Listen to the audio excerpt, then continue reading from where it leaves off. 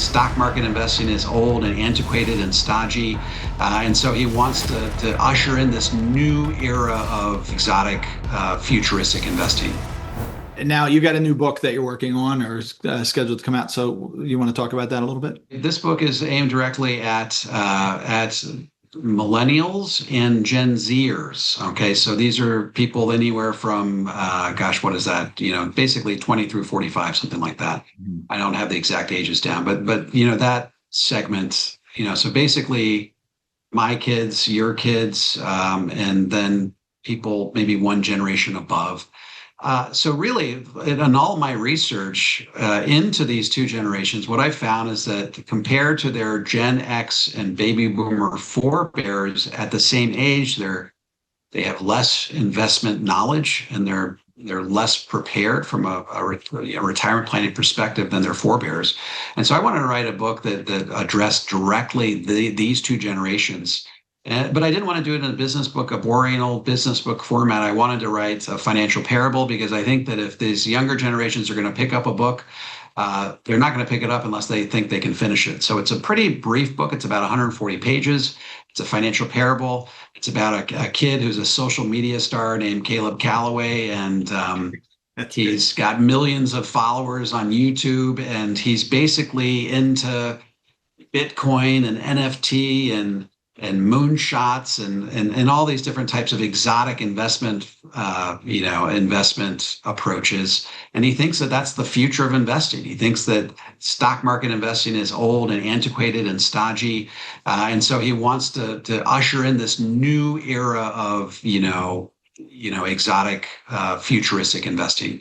And he to be able to land a job at this coveted investment firm where he can sort of execute all of his strategies on a much larger scale, he has to graduate with honors, which means he's got to pass his dissertation. And when he goes to defend his thesis, which is based upon his exotic principles, the professors absolutely shellac him. They say, you have no data to support this.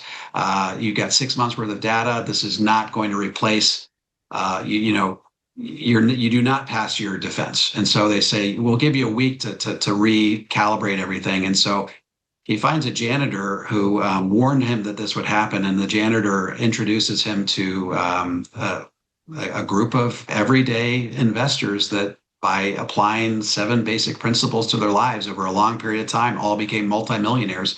He has to go interview one of those people per day for the next 7 days to formulate a new thesis that will pass muster with his professors. It's got some cool stuff in it. It's got a twist ending that you will not see coming. It's got a Dan Brown, Dan Brown element to it. And if you like Power of Zero type planning principles, that's woven all through it. So it's going to be a really cool book that you can hand out to the younger generation.